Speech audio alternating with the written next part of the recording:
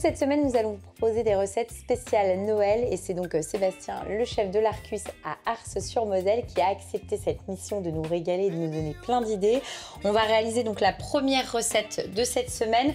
T'es parti sur quoi, Sébastien, comme amuse-bouche? Alors, on est parti sur un chromeski de pied de porc avec une crème moutardée. Ça marche.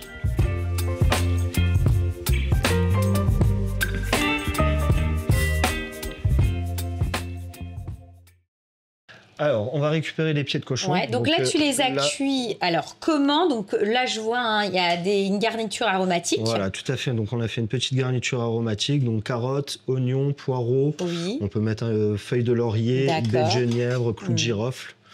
Donc, on les laisse cuire. Là, ça est cuit pendant 3 heures, 3h30. D'accord. Donc, voilà, on est sur une cuisson assez longue. Cuisson très longue, ouais.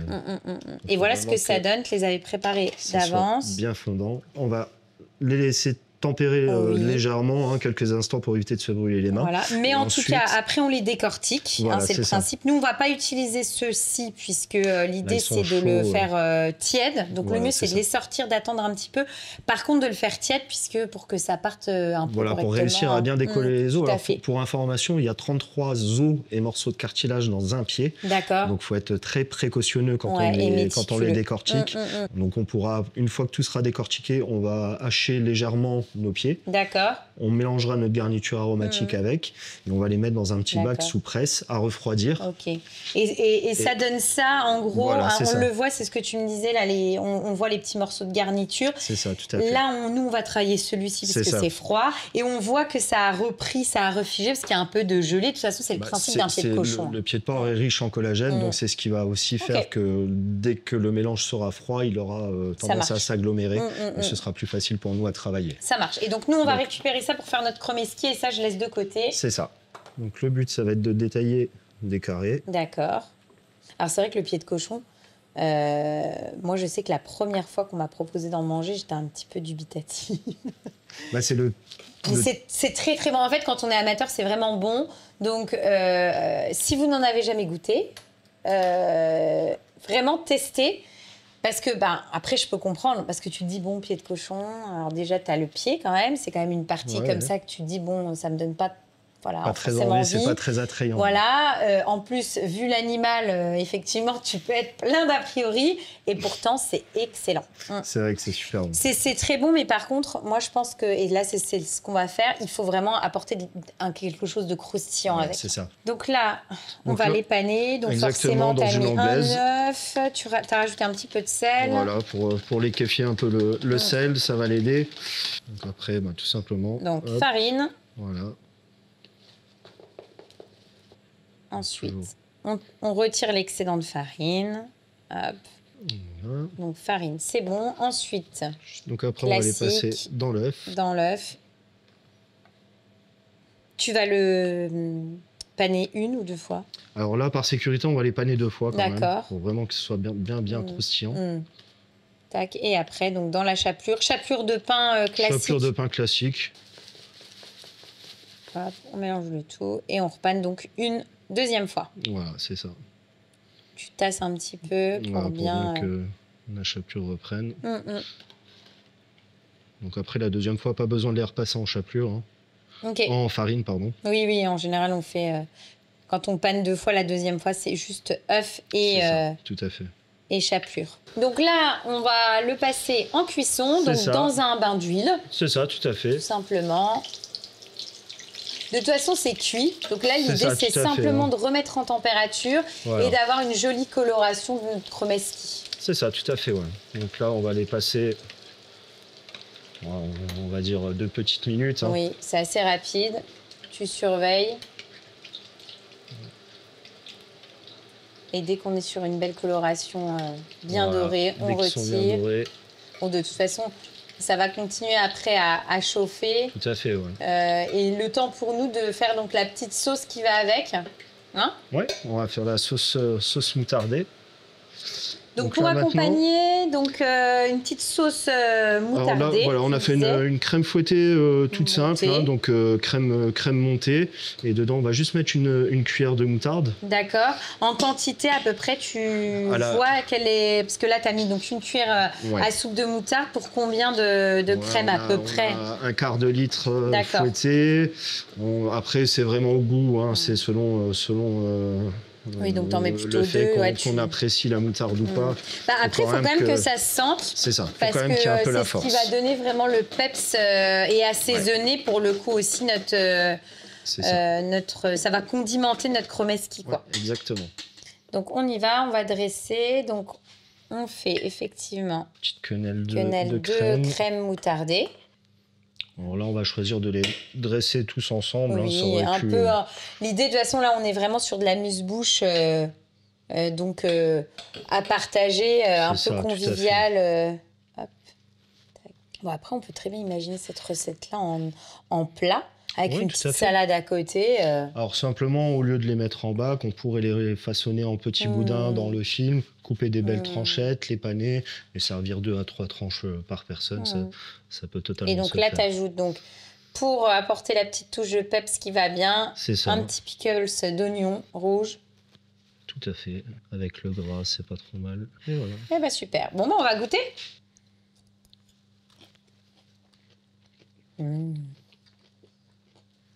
Alors, c'est trop bon. Alors, quand on est amateur ou amatrice de pieds de cochon, c'est vraiment divin. On a beau dire n'importe quoi, mais le croustillant, c'est quand même la clé de la réussite. Et je trouve que la crème moutardée est vraiment très bien dosée. Tu as le côté crémeux qui est là pour enrober et qui est un peu plus doux, mais quand même le petit peps de la moutarde qui va bien. Et ce qui est bien, c'est qu'on est dans une recette qui est vraiment facile et rapide et accessible. Et qui nous permettent de se mettre en jambes pour la suite. Exactement. Ça sera quoi la suite alors? Après, on va faire des pâtes. Donc, on va préparer des agnolotti, homards, poireaux et estragon. Alors, au préalable, j'ai déjà fait ma fondue de poireaux. D'accord, donc poireaux que tu as émincé finement et que tu as fait revenir. Ça. On a coupé des petits dés. Avec un peu de matière grasse. Exactement, un peu de beurre. Donc le homard. Donc là, on a pris un beau homard de 800 grammes. Hein. Donc là, on est sur du homard breton. Et donc, tu haches ton homard et après, tu le mélanges donc, à ta fondue de poireaux. C'est ça, exactement. Donc là, on va couper pareil des petits morceaux. D'accord. Donc tu les as cuits, tu l'as cuit au bouillon classique. Cuit au bouillon classique. Pour les crustacés, on compte toujours 1 minute par 100 grammes. Et pour accompagner nos petites pâtes, tu as prévu, j'imagine, une sauce? Oui, tout à fait. Alors, pareil, là, vu qu'on a travaillé le homard entier, on s'est servi des carapaces donc pour lancer une bisque. Ah bah oui, donc bisque de crustacés. Hein, donc là, on l'a bien laissé cuire pendant 3 heures. Une fois que c'est bien cuit, on va la crémer légèrement. Et c'est ce qui nous servira de base comme sauce. Donc là, on va garder un beau médaillon pour mettre sur l'assiette. D'accord. Ouais, histoire d'avoir quand même le produit. Ouais, c'est ça. Parce que c'est vrai que mine de rien, c'est un beau produit, le homard. Ça sera attrayant pour l'assiette. Hop, voilà. Est-ce que tu veux que je mélange? Allez, je te laisse faire ça. Je vais préparer l'estragon en attendant. D'accord, donc moi je mélange la fondue de poireaux et nos petits dés de homard. Ensuite, donc tu rajoutes de l'estragon. C'est ça, un petit peu d'estragon qu'on va ciseler très très fin. Ça va donner un petit côté anisé aussi. Qui fonctionne très très bien. Qui est très agréable avec le homard. Là, pareil, au préalable, j'ai préparé une petite farce mousseline de poisson. Oui. Pour les proportions, donc là, on a 200 grammes de cabillaud, on a mélangé un œuf et 3-4 cuillères à soupe de crème qu'on va mixer. Alors, pensez aussi bien à assaisonner. C'est ce que j'allais dire. Là, tu l'as préalablement assaisonné, donc sel et poivre. Tout à fait. Et donc, tu mets 2 belles cuillères. En fait, tu vois en fonction de... Voilà, c'est pour qu'on ait une masse... qui soit quand même un peu liés. Et là on est pas mal. Farce qui est faite. Donc on n'a plus qu'à garnir nos pâtes. Donc là, on a finalement passé notre pâte. Voilà, c'est ça, on a baissé la pâte. Donc là, tu as fait plusieurs passages, hein, bien ça, évidemment. L'idée, c'est de partir du plus gros jusqu'au plus petit pour obtenir quelque chose d'assez assez fin. Donc là, on est sur du 2 mm d'épaisseur. Hein, donc c'est suffisant pour les pâtes qu'on va faire. Et donc ensuite, on va façonner finalement. C'est ça, les agnolotti. Donc là, on va partir sur légèrement au-dessus, sur la baisse. Plutôt sur le haut, d'accord. Voilà. Et après, on va faire nos petits paquets. Alors, au frigo, on peut les garder 2 jours maximum. Oui, donc ça veut dire que je peux les faire effectivement 2 jours avant Noël c'est ça, sans tout à aucun fait. problème. Ouais, sans problème. Sans problème. C'est justement des choses qu'il faut préparer à l'avance. Alors, légèrement humide. Tu vas humidifier forcément. Très légèrement, parce que sinon, après, la pâte ne collera plus. Oui. Et ensuite... L'idée, c'est qu'il y ait le moins d'air possible. Voilà, donc vraiment bien pressé à chaque fois. D'accord. Ok. Donc, une fois que ça c'est fait, on va passer la roulette. D'accord. Donc, tu retires finalement l'excédent de pâte. Ok. On va juste rabattre un petit peu la pâte. D'accord. Voilà, comme ça. Et on va venir les pincer juste sur les bords. Ok.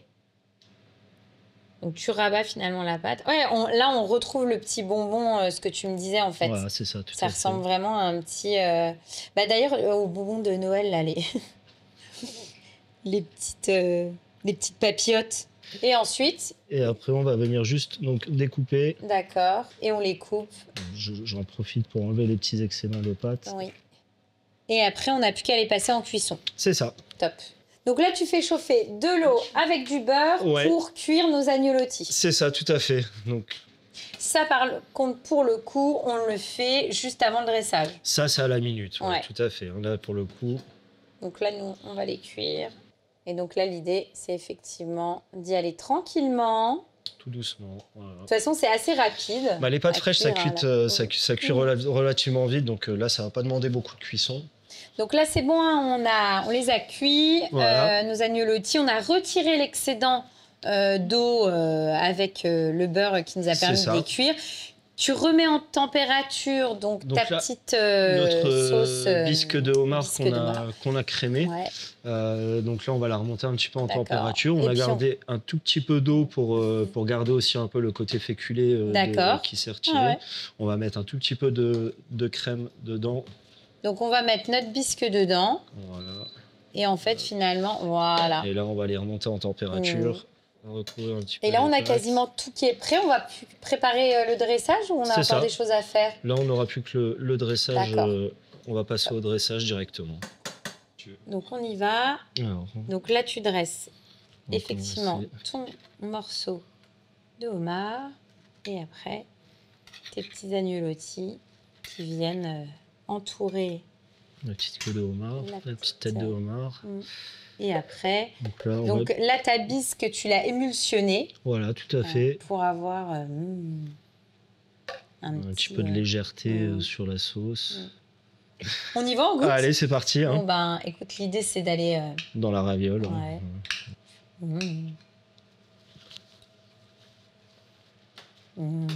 C'est bien divin. l'estragon qui revient. On a vraiment la mâche du homard. Je m'étais posé la question au début, je t'avoue, de cette recette. Je me suis dit, c'est dommage, on a un beau homard. Et en fait, on a vraiment le fait de le couper comme ça, on a vraiment la mâche du homard. C'est vraiment divin. C'est vraiment une très, très belle recette. Et ce qui est bien, c'est que on est vraiment dans une recette festive qui se prépare en amont. Donc, on peut se régaler tout en profitant avec tout le monde à table. Donc, ça, c'est vraiment cool. Belle recette. Super. On continue avec quoi? Alors, après, ça va être le filet de turbot en écailles de pommes de terre et ça sera servi avec un risotto milanais. Donc là, tu as mis une casserole à chauffer pour notre risotto. Donc, tu mets un petit peu de matière grasse. C'est ça. Donc, huile d'olive, de préférence. Après, ça peut se faire au beurre. Ça, c'est selon les goûts. Et ensuite, tu as émincé des échalotes et tu les fais revenir. Une petite échalote ciselée. Donc là, on va simplement la faire fondre. Tout de suite, y mettre une petite pincée de sel. D'accord, tu assaisonnes tout de suite. Voilà, tout de suite, ça va l'aider à suer un petit peu. On la fait suer très légèrement. L'idée, c'est pas avoir de coloration. Pas de coloration, c'est ça, tout à fait. Notre riz. Et on va le faire nacrer dans la foulée. Oui. Donc là, bien le rouler dans la matière grasse. Donc là, maintenant, on va pouvoir le déglacer avec un petit peu de vin blanc. Oui. Hop, donc tu mets un petit peu de vin blanc pour déglacer tout. Et tout de suite, après, tu rajoutes on ton va mouiller bouillon. avec notre bouillon. Donc là, c'est un bouillon de quoi que tu as pris? Alors, bouillon, alors ça peut être un bouillon de volaille, ça peut être un fumé de poisson, ça peut être un bouillon de légumes. voilà, bouillon de légumes, tout à fait. Ça c'est pareil. Hein, c'est au choix et en fonction de ce qu'on a. Quelque chose qui a un bon goût pour que ça parfume un peu notre riz. Donc riz qu'on va surveiller. Tout à fait. Donc là, on va le réduire un petit peu. On va le laisser cuire tout doucement, qu'il ait le temps d'absorber le bouillon. On sait bien qu'un risotto, c'est au moins 15-20 minutes. C'est ça. Ce qui nous permet de préparer le reste, enfin la suite. Alors, la suite. Donc, alors, dis-moi. J'ai préparé déjà en amont des petits tubes de pommes de terre. Oui. Donc ça, à l'aide d'emporte-pièces, voilà, on va venir transpercer une pomme de terre. On récupère les petits tubes et on va venir les tailler à la mandoline. D'accord. Donc assez fines, hein, tes petites écailles de pommes de terre. Il faut vraiment qu'on puisse voir à travers. Hein. On va tout de suite les mettre dans notre un beurre féculé. C'est tout simplement du beurre que tu as fait fondre et tu as mis un petit peu de farine dedans. Et donc après... Les écailles, elles ont repris un petit peu avec le beurre, donc ça c'est bien parce que ça va nous permettre de bien les coller. Donc bien en partant du bord. Après, on va les cuire côté peau. C'est ça, côté directement sur la pomme de terre. Alors aussi, ce qui est important, c'est qu'une fois que les écailles soient taillées, qu'elles ne repassent plus dans l'eau. Donc là, tu rajoutes un tout petit peu de safran. Oui, alors risotto milanais, en fait, c'est la recette classique, c'est safran tomate. D'accord. Donc on va mettre un tout petit peu de safran, vraiment une petite pointe. Oui, donc que tu viens de mettre là. Exactement. Et puis pour la partie tomate, donc là c'est des tomates que tu as coupées qui sont des tomates ce sont des tomates en lactofermentation. Oui, donc là, étant donné qu'on n'est pas trop dans la saison de la tomate, hein, on va préférer des petites tomates en lacto. Et quand on en a eu pas mal finalement en septembre, tu les as gardées et tu les as mis en lactofermentation. Et donc coupées en petits dés. Voilà, une petite brunoise toute simple. Et là, on mélange le tout. On va bien mélanger nos tomates. On va finir avec le mélange de fromage. Donc parmesan. Donc là, parmesan pecorino. Voilà, 2 tiers, 1 tiers. Ok, tu mélanges le tout. Et on va finir avec une toute petite goutte de crème, vraiment très très peu. Pour vraiment, juste vraiment pour la liaison. Lier, le tout quoi. Et là, on est pas mal. Et là, on est bien. Donc, matière grasse, poêle bien chaude. Ouais, poêle bien chaude. L'idée, c'est vraiment de saisir la pomme de terre. Voilà, la saisir, une fois qu'elle est bien montée en température, tout de suite, on va la redescendre pour éviter de trop prolonger la chaleur. Alors là, c'est le moment le plus délicat. D'accord. Et on voit si on a du talent ou pas. Il ne faut pas trembler. Hein. On est pas mal. Le premier réussi. Deuxième aussi. Et la dernière. Oh, voilà. Je t'avoue un truc, Sébastien. Jusque-là, j'étais très en confiance. C'est après. C'est le moment où on va passer sur l'autre face, où je m'interroge un petit peu plus. Non, ça va aller. Donc là, c'est un peu le moment fatidique, mais qui fonctionne. C'est magnifique. Waouh. Ah ouais, non. Franchement, bravo. C'est bien, hein. Ah ouais. Là, on sent la maîtrise. Hein. Donc là, on est pas mal. On va dresser. Voilà, là, on est prêt pour le dressage. Alors, on va venir dresser notre risotto. Donc, avec un emporte-pièce. Ouais, un emporte-pièce.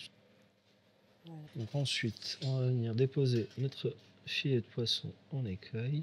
Et ensuite, donc tu accompagnes ça donc avec une... Donc là, on a fait une sauce vin blanc assez classique. Donc c'est un fumet de poisson simplement crémé, réduit. Ça pourrait être une sauce au champagne aussi pour les fêtes. Super. On dresse les autres et on goûte. Allez. On y va? Allez, c'est parti. C'est très beau les écailles. Hein. Tout de suite, on a un côté visuellement qui est extrêmement joli. Sympa. C'est top parce qu'effectivement, il y a la pomme de terre, tu sais, qui apporte ce croustillant, ce que tu voulais à la base, hein, c'est ce que tu m'avais dit et ce que tu recherchais. Et en plus, on a beau dire n'importe quoi, mais de la petite pomme de terre comme ça, croustillante, rôtie avec du beurre. C'est très gourmand, c'est très très bon. Et puis bon, le traditionnel risotto et turbo, tout est très très bien fait. Mais c'est vrai que c'est sympa parce que ça reste des choses faciles et accessibles, mais en même temps qui font leur petit effet. Et donc, c'est justement ce qu'on recherche en général pour les fêtes de fin d'année. Donc, c'est parfait. Top. On va faire quoi ensuite? Alors, ensuite, on va passer sur un filet de bœuf Wellington, donc filet de bœuf en croûte. On va commencer avec le foie gras. On va légèrement l'assaisonner. Donc là, c'est un foie gras... cru. Ok, cru. Voilà, tout simplement, des petites escalopes. Hein. Ouais. Donc, foie gras poêlé, hein, l'idée, c'est ça. Voilà, on va le faire poêler. Donc après, on va l'incorporer dans notre montage.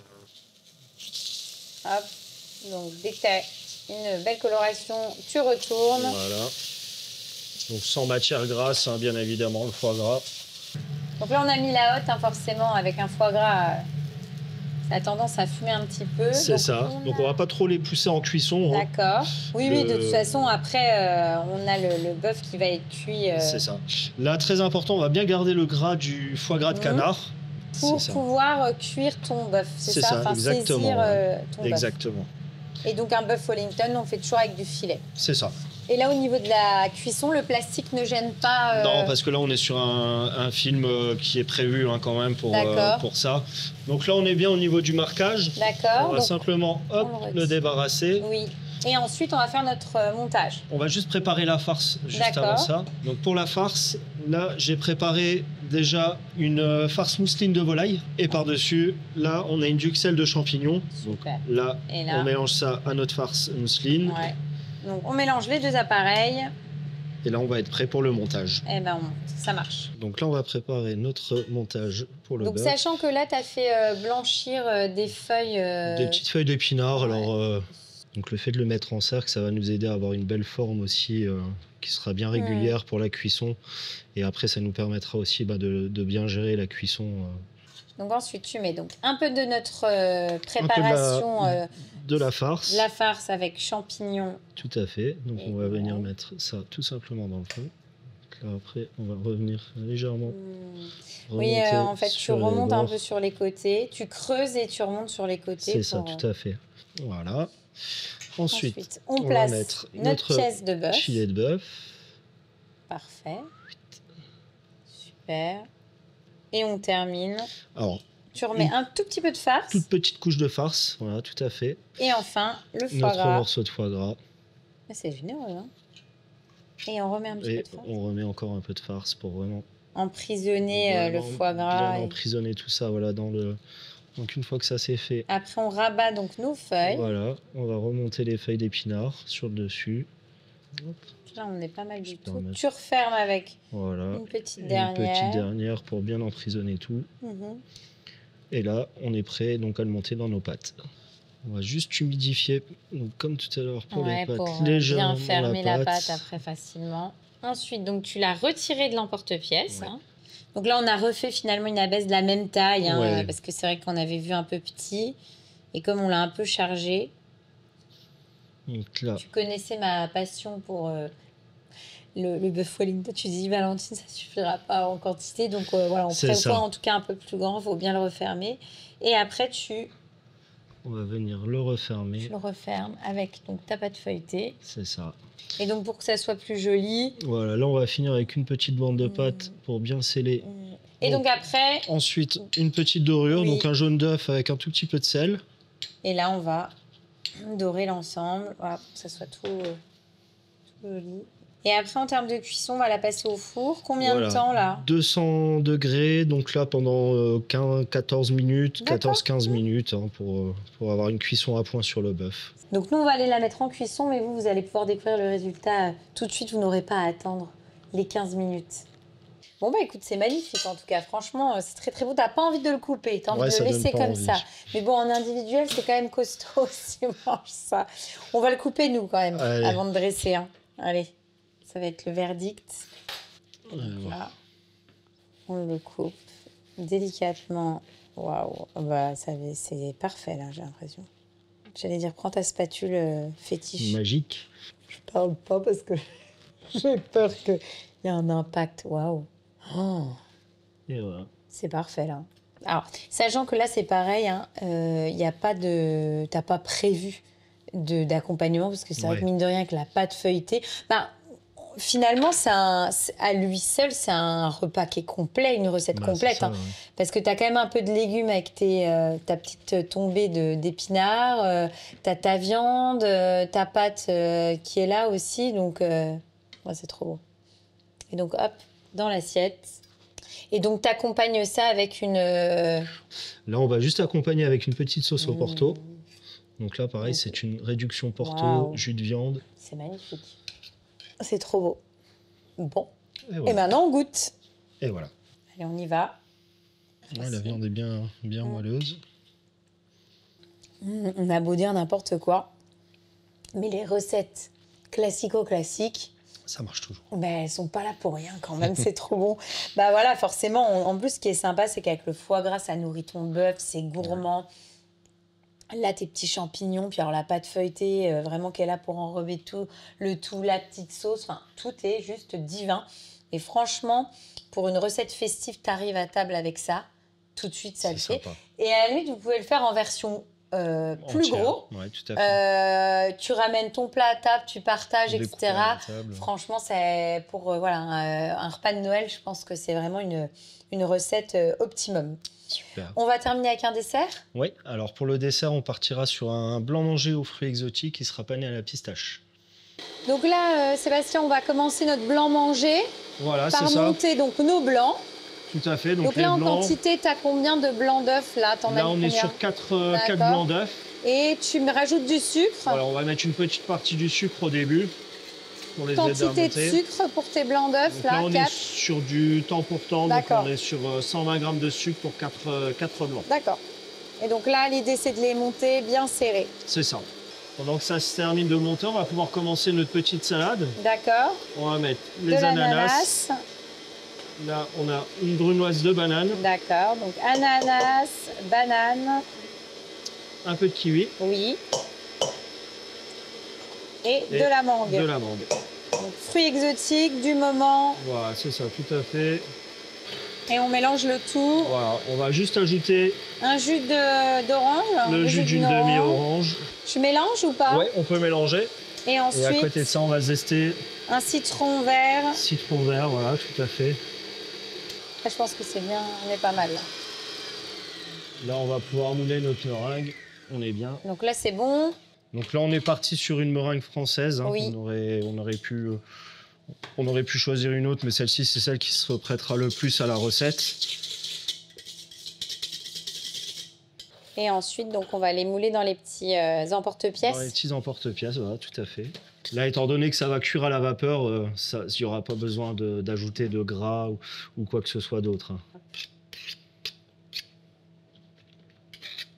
Donc là, on a terminé les trois, on les passe en cuisson. Voilà. Donc four vapeur. C'est ça. Pendant combien de temps? 75 degrés pendant 5 minutes. D'accord. Si on a passé à la maison, on le met... Après, ça peut se faire dans le panier d'une couscoussière. Ça peut être ou même dans les robots ménagers, maintenant, ils font un système de vapeur. Exactement, maintenant, ils ont des systèmes de vapeur. Donc 5 minutes au four vapeur. Voilà.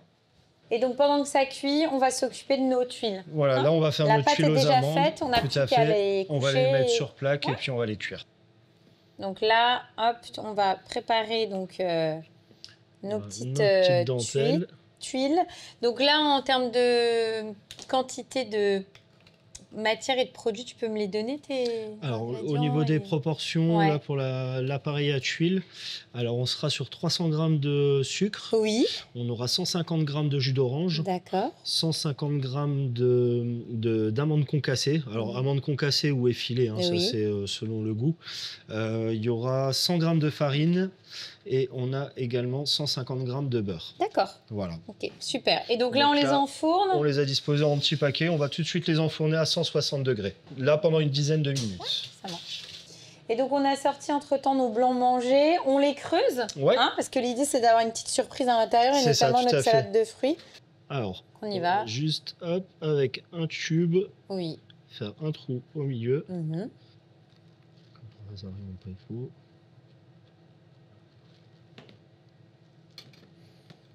Voilà. Donc là, tu le récupères. On le trempe donc dans de la pistache. Voilà, poudre de pistache. Voilà. On le roule, histoire qu'il soit beau. On retire l'intérieur. Voilà. Hop. Et on le met tout de suite dans notre assiette. Donc là, maintenant qu'on les a positionnés, on va les farcir donc avec notre petite salade de fruits. C'est le petit cœur surprise et caché. Donc là, pas hésiter à bien les garnir. Oui. Donc là, c'est bon, c'est encore chaud. C'est maintenant qu'il faut... Tout de suite, il faut passer... Emporte-piécer avant que ça soit finalement trop fragile. Et là, on recouvre nos blancs mangés. C'est ça. Et on va goûter. Super. Bon, bah, c'est parti. Allez. L'idée, c'est quoi? On casse? On va casser la tuile et puis Ok. essayer de trouver La petite surprise. au milieu. C'est top parce qu'on est vraiment, pour le goût, avec la pistache, les petits fruits exotiques, en même temps le croustillant. De la tuile, ouais. On est sur un dessert, on a l'impression de manger un nuage. Et je trouve qu'après le bœuf Wellington, pour le coup, ouais, c'est assez léger. C'est bien, on termine avec une petite note voilà, gourmande, mais en même temps très légère. Donc, c'est pas plus mal parce que c'est vrai que sur les... Mine de rien, pendant les fêtes, on a tendance à se faire plaisir tout au long du repas. Et quand on arrive le dessert, on se dit, waouh, encore. Et là, on est vraiment sur un dessert qui est léger, mais en même temps qui est gourmand. Donc, top. Bah, super. Parfait. Merci à toi, Sébastien. À chaque fois qu'on vient, on passe sur des très, très bons moments. Et puis, ce que j'ai aimé dans toutes les recettes que tu as pu nous donner, on est sur des recettes qui sont vraiment révélatrices de ta cuisine. C'est-à-dire qu'on est dans des belles recettes gastronomiques, tradition. On se régale, valeur sûre. C'est très bon. Super. Et pourtant, ça reste accessible. Donc, top. Parfait.